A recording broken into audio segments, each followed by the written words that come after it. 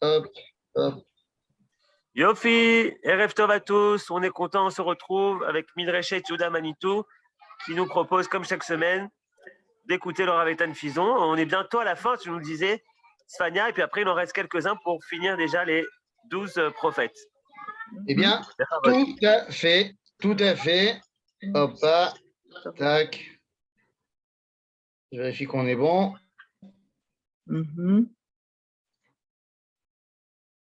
Ok. Alors, tac, tac, tac, tac, tac. Les petits prophètes. Les petits prophètes. Épisode 21. Séphania. Suite.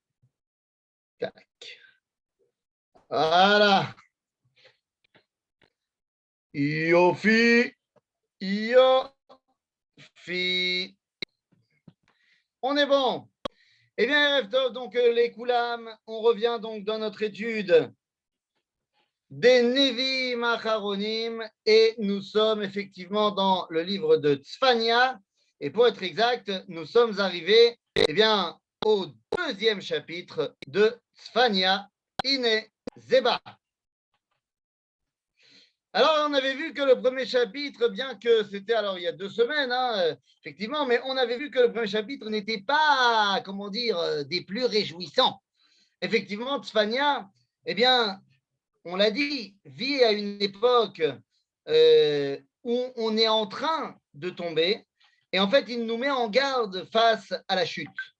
Et ici, eh bien, Tzfania, après nous avoir mis en garde, nous, va nous mettre en garde, mais en prenant, par exemple, l'égoïme, en disant que Akadosh Baruch Hu va faire le din des goïms qui ont fait n'importe quoi, mais sachez que ce din que je vais faire avec les goïms, ne croyez pas que vous avez de quoi vous en réjouir, car il vous arrivera la même chose si jamais vous faites n'importe quoi. Et c'est dans cette optique que rentre le deuxième chapitre. Itkoshechu vakoshu agoy lo nirsaf. Itkoshechu vakoshu. Alors il y a toujours cette dimension de, comment dire, de jeu de mots. Itkoshechu vakoshu. Vakoshu milashon kash. C'est-à-dire rassemblez-vous. Rassemblez-vous et n'ayez pas peur. Beterem ledetrok kemotz avar yom. Beterem ledetrok, avant même que la loi soit arrivée. Kemotz avar yom. Beterem lo yavo alechem charon af Hashem. Beterem lo yavo alechem yom af Hashem. Ressaisissez-vous avant que le jour du jugement d'Akadosh Baruch Hu ne se mette en place. Bakshu et Hashem, kol anve aretz, asher mishpato pa'alu, bakeshu tzedek, bakeshu annava, ulai tissatteru beyom af Hashem. Ici, le prophète nous enjoint à faire tchouva, en fait. Bakshu et Hashem, car son jugement est actif. Et demandez le tzedek. Revenez donc vers le tzedek. Lama, parce que les autres royaumes qui vous entourent, regardez ce qu'ils ont pris dans la tête. Ki azza azuva tiye, ve'ashkelon lishmama, ashdod batzaoraim yegarshua, ve'ekron te'aker. Donc on a ici évidemment le jeu de mots. Azza azuva, Ashkelon shmama, Ashdod batzaoraim yegarshua. Là il n'y a pas de jeu de mots. On parle des villes ici, des Plishtim. Les Plishtim, qui sont donc nos ennemis, j'allais dire, pas ancestraux à l'époque du Tanakh, mais ce sont nos ennemis actuels. La grande question, c'est à partir de quand on a des Plishtim dans la région. Et puis, qui sont les Plishtim? Nous, on connaît très bien les Plishtim, on dit tout de suite les Philistins, et de là, ça ne fait qu'un tour pour arriver aux fameux Palestiniens. Eh oui, quel rapport y a-t-il entre les Plishtim et les Palestiniens? Oui, je sais, ce n'est pas un cours de géopolitique actuel, c'est un cours de Tanakh. Mais c'est ici très important de le mentionner. le terme de Plishtim, qui va être évoqué par nos amis palestiniens, eh bien, c'est le terme revendiqué suite au changement de nom donné par l'empereur romain Hadrien de cette région du monde en l'an 135, pour bien montrer que la guerre de Bar Korba a été perdue, pour bien montrer que les Juifs n'ont plus la prédominance ici. Eh bien, l'une des xérotes, l'un des décrets d'Adrien sera, comme vous le savez, de changer le nom de la ville, le nom du pays, de la Judée à Sura Palestina. Et la question est de savoir pourquoi Adrien a choisi ce nom-là. Eh bien, effectivement, parce que dans le Tanakh, les Plishtim sont les ennemis, et on va dire les plus virulents, pas les virulents, mais les plus courants d'Israël. Et donc, puisqu'il est fondamentalement anti-Israël après la guerre de Bar Korba, eh bien, il va appeler ce nom-là Pelishtim. Évidemment, vous le savez bien, qu'il n'y a rien à voir avec les Philistins de l'époque et les Palestiniens d'aujourd'hui. D'abord, les Palestiniens sont des Arabes, alors que les Philistins, eh bien, ne sont pas du tout des Arabes. Philistins, en hébreu, ça vient de Peleshet. Plishtim, Plesha, Plisha, Peleshet. C'est-à-dire ceux qui ont immigré sur la côte. Mais ils viennent d'où? Alors, ils ont pris possession de Haza, de Ashkelon, de Ashdod et de Ekron. Il y a une cinquième ville qui, à l'époque du Navi Tzfania, est déjà détruite, et c'est pour ça que, eh bien, il n'en parle pas ici. La cinquième ville des Plishtim, c'est Gath. C'est-à-dire, mais Gath a déjà été détruite à l'époque du roi David, et elle n'a pas été reconstruite par les Plishtim. Donc, on parle ici de Haza, de Ashkelon, Ashdod et Ekron. Maintenant, ces Plishtim, d'où viennent-ils? Certes, ce sont leurs villes ici en Israël, mais d'où viennent-ils? Eh bien, le verset suivant nous le dit. Oy yoshve chevel ayam, goy keretim, devar Hashem alechem. Ils viennent donc de Crète. Oui, les Crétim du Tanakh, semble-t-il, d'après l'ensemble, alors il y a toujours des marlocotes évidemment, mais d'après une bonne partie des avis des archéologues, eh bien c'est bel et bien la Crète que nous connaissons en Grèce. Et donc ça va tout à fait dans le sens de dire que Plishtim, ça veut dire Peleshet. Ceux qui sont arrivés se sont installés depuis la mer. Et c'est pour ça qu'ici on nous marque Yosheve Chevel Ayam. Car ce sont ceux qui viennent de la mer, pas ceux qui habitent seulement sur la côte, mais ce sont ceux qui viennent également de la mer. Et donc ici on nous dit clairement O Yosheve Chevel Ayam Goy Kiretim Devar Hashem Alechem Kenan Eretz Pelishtim Ve'avad Detir Me'en Yoshev. Donc ici nous dit le prophète, il parle à nous, Béné Israël, mais il dit regardez ce que je vais faire au Plishtim. De quelle destruction parle-t-on? Je vous rappelle ce qu'on avait vu dans le premier chapitre. On parle de la destruction de l'empire assyrien par les Babyloniens. Et donc les Babyloniens vont également s'occuper des Plishtim. Et donc ici le prophète nous dit, regardez comment ils vont s'occuper des Plishtim, comment ils se sont déjà occupés des Plishtim, et est-ce que vous voulez que si vous arrive la même chose? C'est-à-dire, pour remettre les choses dans leur contexte. D'accord? Donc les premiers qui sont mis en exemple pour le peuple juif, ce sont les fameux Plishtim.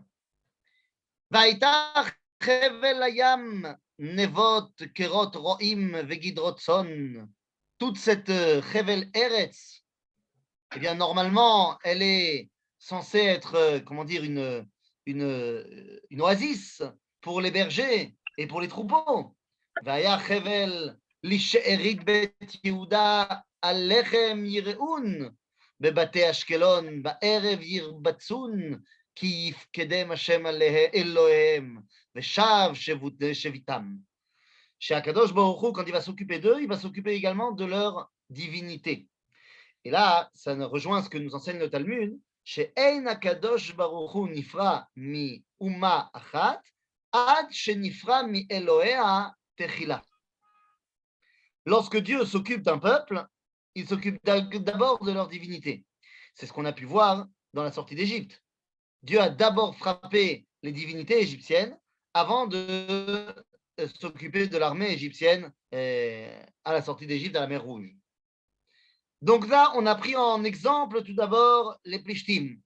Après, il y a un autre peuple. Les Plishtim sont à l'ouest, sont le peuple à l'ouest qui nous pose problème. Mais il y a également un peuple à l'est qui nous pose problème. Qui sont-ils? Ushemati cherpat Moav, vegidufe bene Amon, asher cherfu et ami, vayagdilu al gevulam. Les autres qui nous embêtent beaucoup, c'est Amon ou Moav. Alors, Amon ou Moav, c'est évidemment la Jordanie actuelle. Mais là, regardez comment le prophète va les faire, à quoi va-t-il les faire correspondre? La reine, Agav, Shamati et Cherpat Moav. Mazé Cherpat Moav.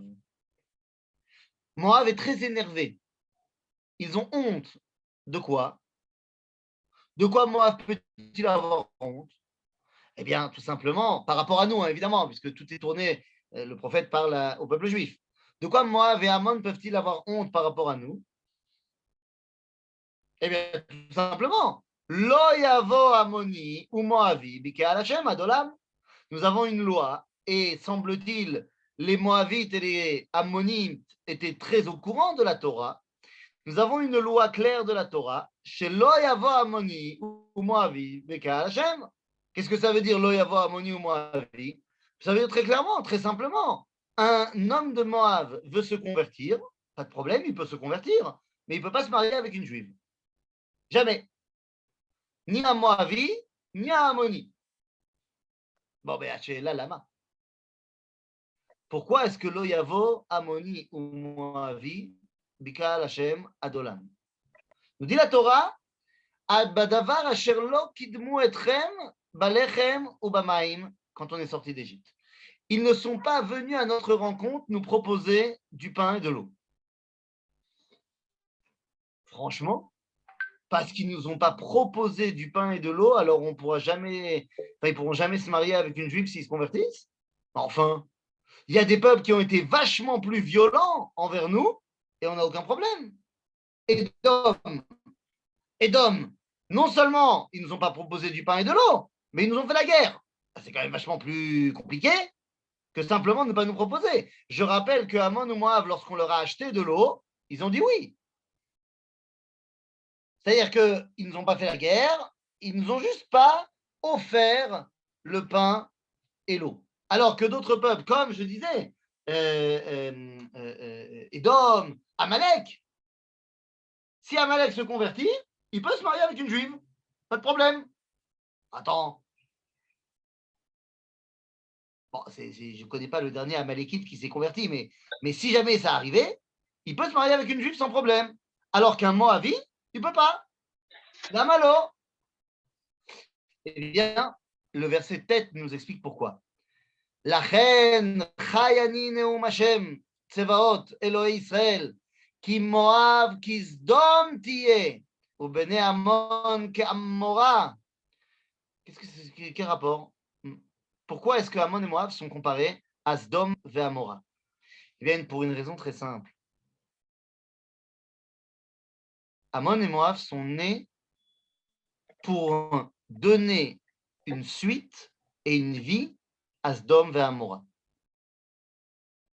Puisque je vous rappelle, cette histoire que vous connaissez très bien, Ammon et Moav sont les enfants de Lot et de ses deux filles. Maintenant, lorsque les deux filles de Lot sont avec leur père dans la grotte, la plus vieille, l'aînée, dit à la plus jeune, notre père est vieux et il n'y a plus d'hommes pour venir à nous, lavo alenu que derer kol haaretz.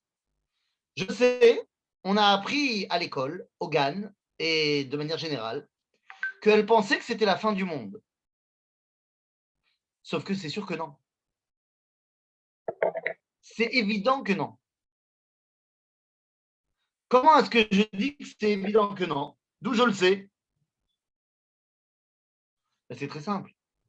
Quand on lit le texte de la Torah, il faut tout simplement le lire. Hein. Je le répète et le répète et le répète.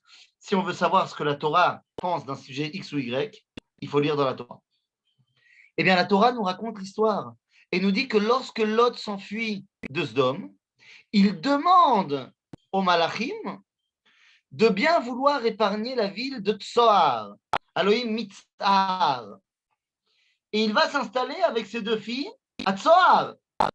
Et après la destruction de Sodome, Mitzar n'ayant pas été détruit, il y a plein de monde là-bas, il décide de partir de Mitzar de peur qu'un jour, il lui arrive la même chose à Mitzar qu'à Sodome. Et il va s'installer dans la grotte avec ses 2 filles. Ce qui veut dire que les 2 filles de Lot savaient très bien qu'il y avait des gens à Mitzar. Et puis je vais vous dire mieux que ça, ils savent très bien qu'il y a encore des gens chez Abraham. Donc évidemment qu'elles ne pensaient pas qu'il n'y avait plus d'êtres humains sur la planète. Par contre, elles savent très bien qu'il n'y a plus de Sodomie. Papa Lot est le dernier Sodomie du monde. Et il va falloir avec lui qu'on donne une continuité à Sodome. C'est pour ça qu'il y a marqué En ish baaretz lavo alenu et non pas lavo elenu. Avoir une relation intime dans le Tanakh, ça se dit lavo el. Lorsqu'on dit lavo al, eh bien, ça a une signification très particulière puisqu'il s'agit du levira, du yiboum. Donc, semble-t-il, les filles de Lot voulaient faire le yiboum de Sodome. Et le problème de Sodome, c'est, on le sait bien, l'un des 2 problèmes de Sodome, c'est l'hospitalité, c'est Midat HaChesed. Donc, les enfants de Sodome et de Lot, Ammon ou Moab, de 2 choses l'une. Soit ils ont hérité du côté Lot, donc du côté Abraham, donc du côté Chesed, soit ils ont hérité du côté Sodome. Ce qui veut dire que si ils ne font pas preuve de Chesed, Lo kidmu etrem balechem obamai, alors ça veut dire qu'ils ont hérité le côté Sodome, et ça, on ne veut pas le faire rentrer dans le peuple juif. C'est-à-dire, Mim meshak charul ומכרי מלח ושממה עד עולם, שארית עמי יבזום ויתר גויים ינחלום. Donc là, on parle de la chute de Ammon ou Moab, qui est ici prophétisée. זאת להם תחת גאונם, כי חרפו ויגדילו על עם השם צבאות. Voilà leur punition pour avoir manqué de, j'allais dire, Khirfou ve'igdelu ve'agdilu alam Hashem, se sont moqués du Ham Israël.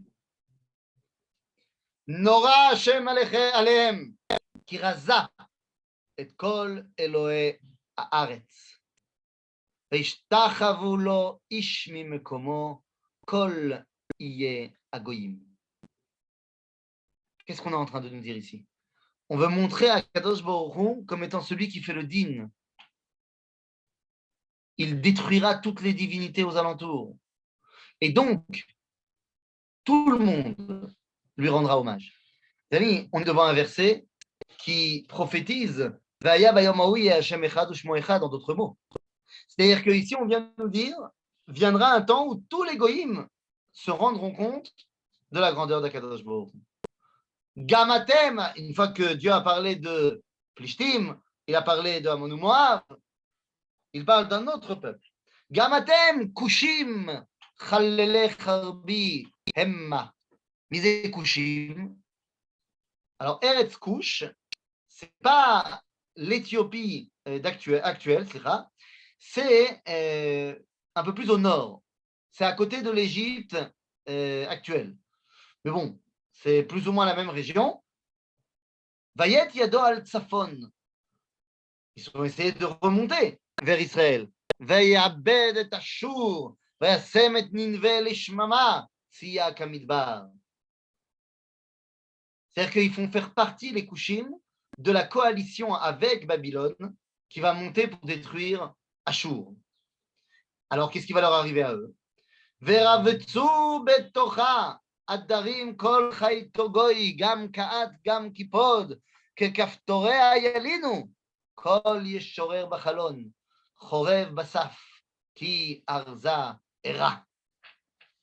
Massipou.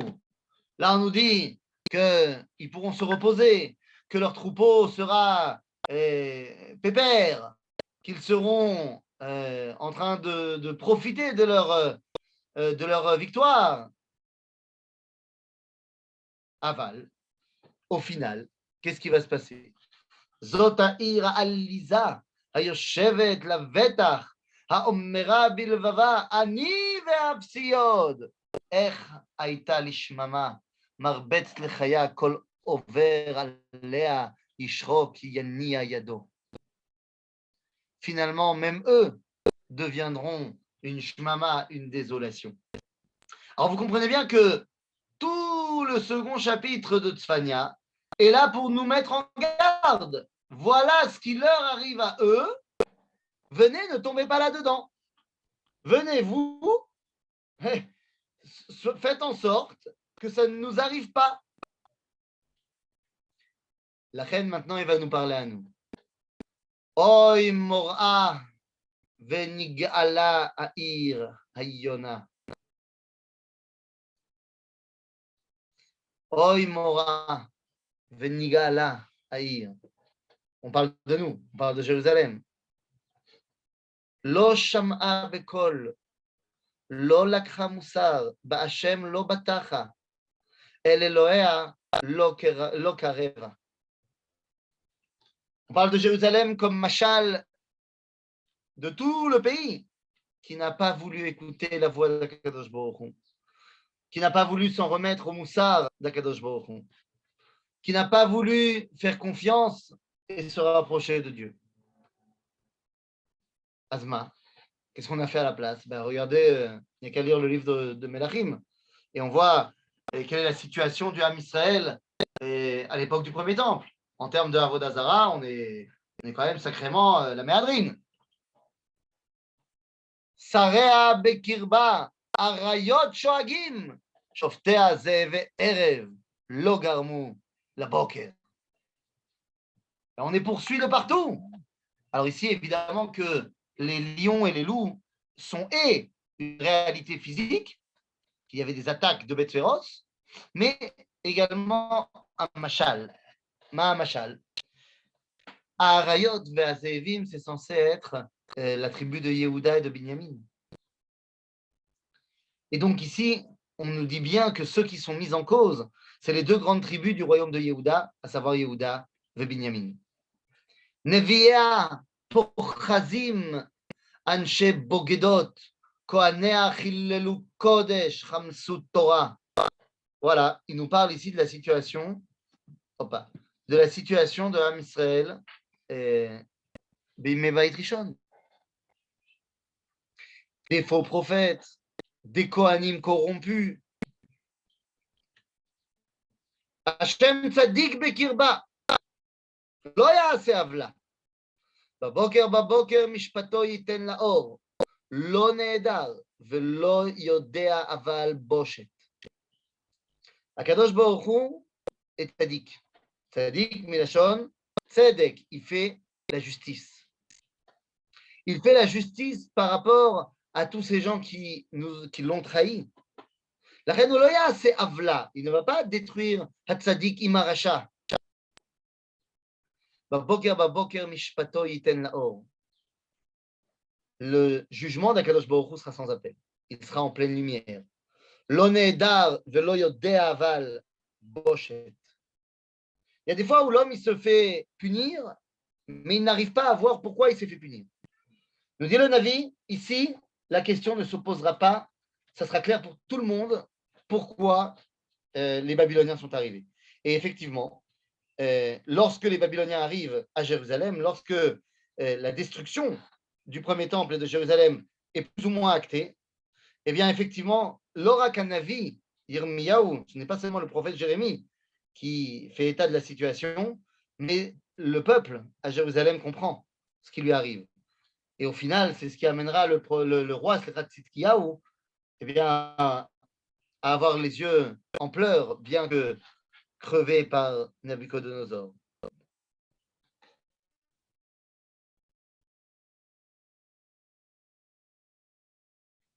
והכרתי גויים, נשמו פינותם, החרבתי חוצותם מבלי עובר, נצדו עריהם מבלי איש מעין יושב. tout sera détruit. Non seulement les nations, mais évidemment, on pense à nous également. Amarti ach tirei oti, tikri musar, lo ikaret meona, slicha. Pourtant, j'ai dit, tirei oti, ti malé yira, il parle à qui? Il parle à Knesset Israël. Tikri musar, lo ikaret meona, je ne veux pas détruire. Meona, c'est Bet Amikdash. כל אשר פקדתי עליה, אכן השכימו, השחיתו כל עלילותם. C'est-à-dire, j'arrête pas de vous prévenir, nous dit Ribono Shel Olam. לכן חכו לי נאום השם, ליום קומי לעד, כי משפטי לאסוף גויים. מה זה חכו לי? C'est comme on dit en hébreu moderne. חכה, חכה, חכה. Attends, tu vas voir. Un drôle, évidemment. C'est terrible. לכן חכו לי נאום השם, ליום קומי לעד, משפטי לאסוף גויים, לקבצים ממלכות, לשפוך עליהם זעמי כל חרון אפי, כי באש קנאתי תאכל כל הארץ.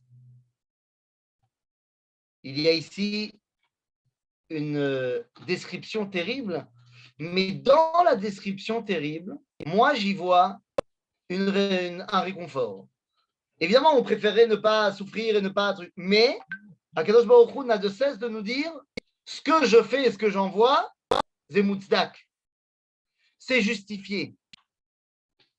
Ça veut dire que, bien que je sois touché, eh bien, je me rassure tout le temps en me disant, et si je ne mérite pas d'être touché, je ne serai pas touché. Ceux qui sont touchés, ceux qui méritent d'être touchés. מעבר לנערי כוש עטרי, בת פוצי, יבילון מנחתי. Donc ça vient depuis au-delà. Oulala, j'ai sauté un verset fondamental. Autant pour moi. כי אז פוחד למי שפה ברורה, לקרוא כולם בשם השם, ולעובדו שכם אחד. מה זה? כי אז פוחד למי שפה ברורה. Car à ce moment-là, au moment où je fais le tzedek, le mishpat, il y a ici, d'un côté, le danger du jugement, mais lorsque tu sors zakai du din, lorsque tu sors blanchi, alors tu peux enfin remplir ton rôle. Et for elami safa berura. Je vais transformer la langue de mon peuple en étant une langue claire, qui servira à quoi?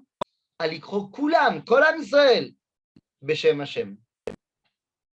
Mazé. C'est-à-dire que le but du jeu, c'est que Am Israël puisse enseigner au monde entier Er Liot Navi. Comment on peut être prophète? Mazé Safa Broura. Safa Broura, c'est un évoix. Alors vous allez me dire, ben, c'est pas du tout Safa Broura. La preuve, je suis obligé.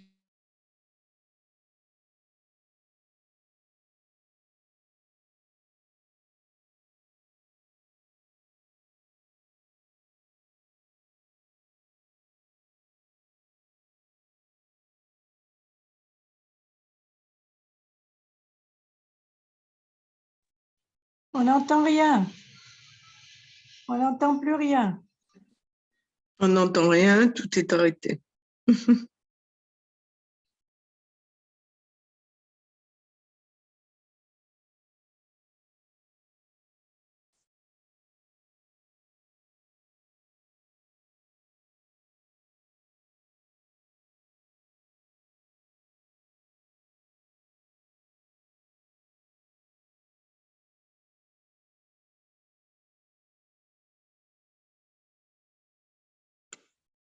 Yohan a disparu aussi.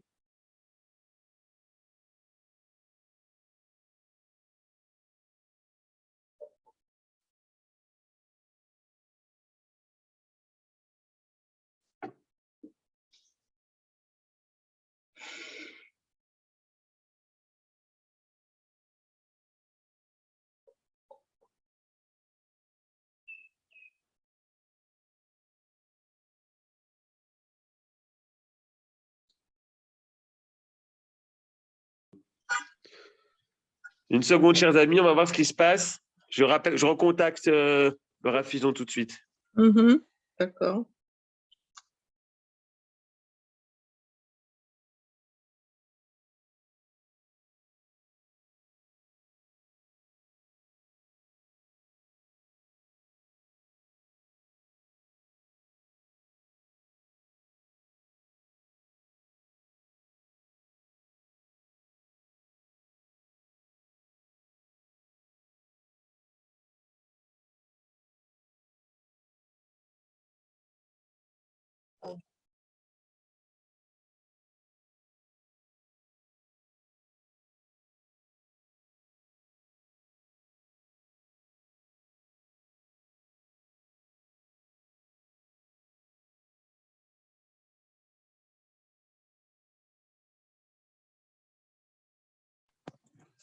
Donc, on va se remettre en contact avec le Rav Kling, avec le Rav Fison.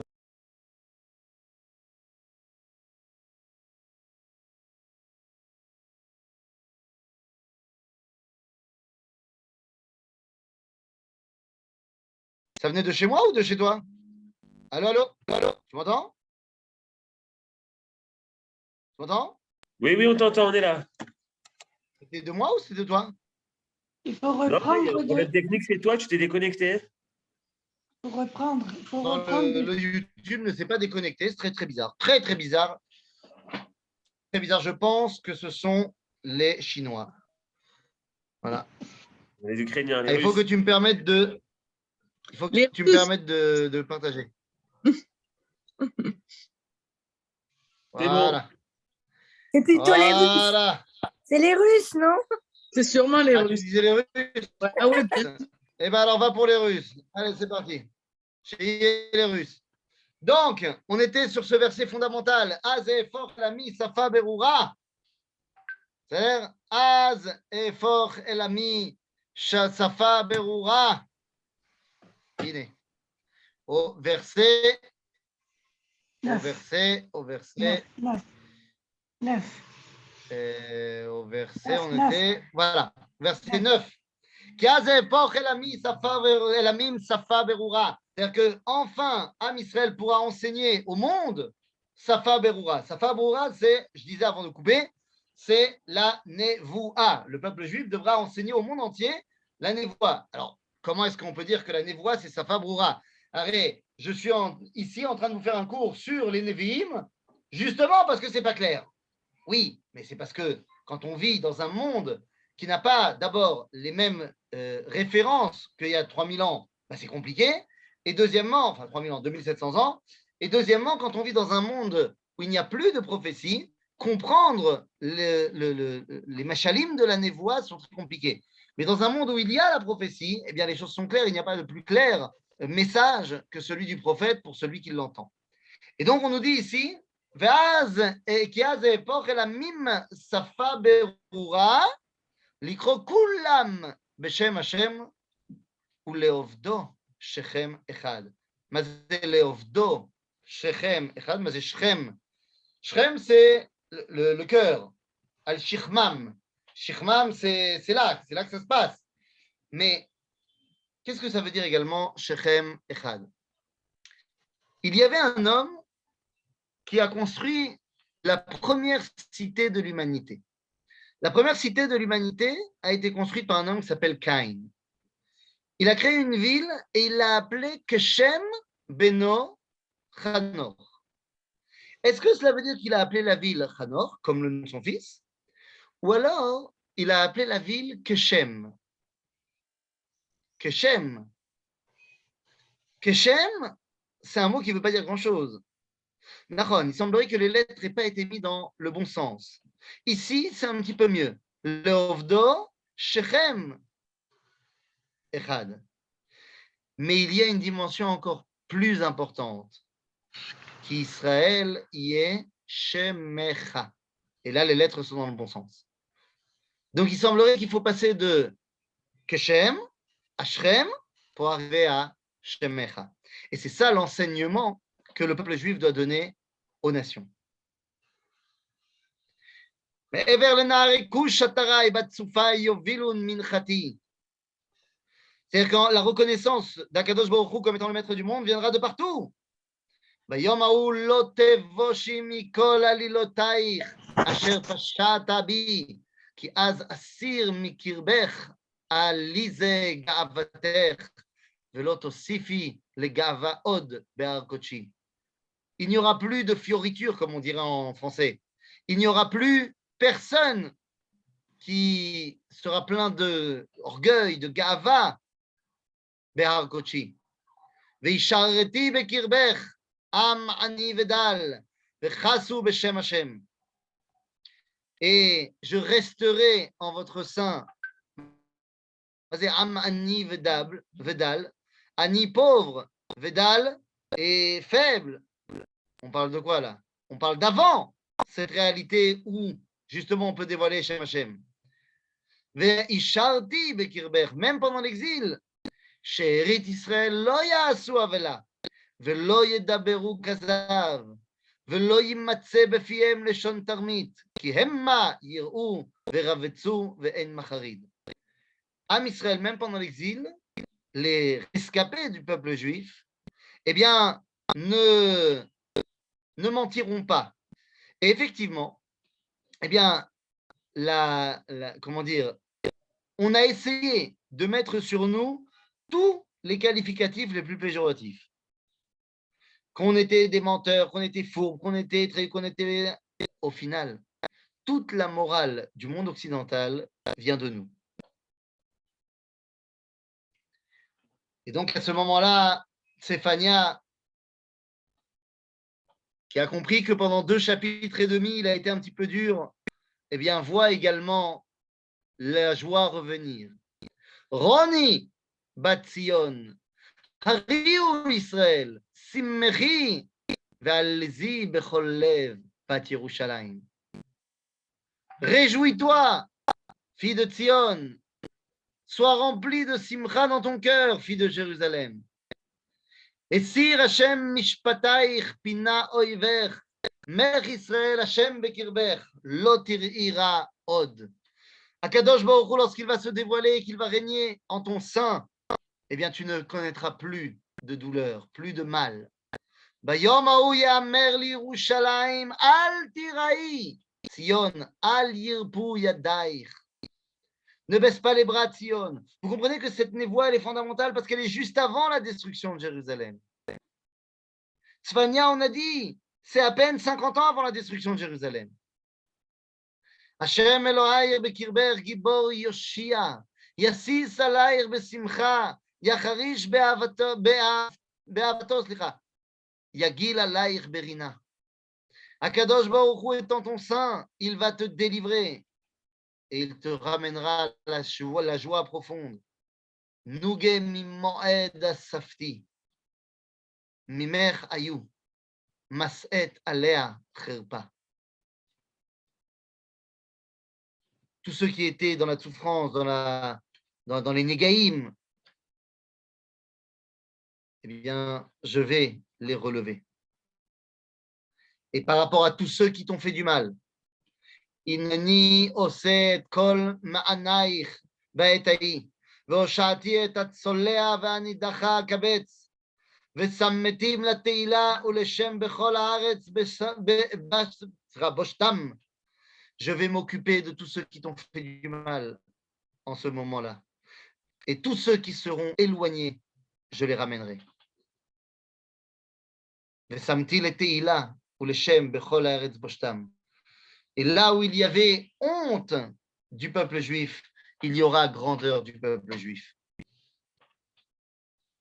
Là où pendant des années, eh bien, on pouvait lire la honte dans les différents pays de l'exil, Am Israël sera là aujourd'hui dans la Géoula pour amener, eh bien, la grandeur. Je ne sais pas si le Premier ministre israélien réussira à faire cesser la guerre en Russie et en Ukraine. Mais une chose est sûre, le fait que eh bien, Israël ait son mot à dire entre ces deux pays qui n'ont cessé de persécuter le peuple juif, eh bien, montre quelque part une réalisation ici de cette névoie-là.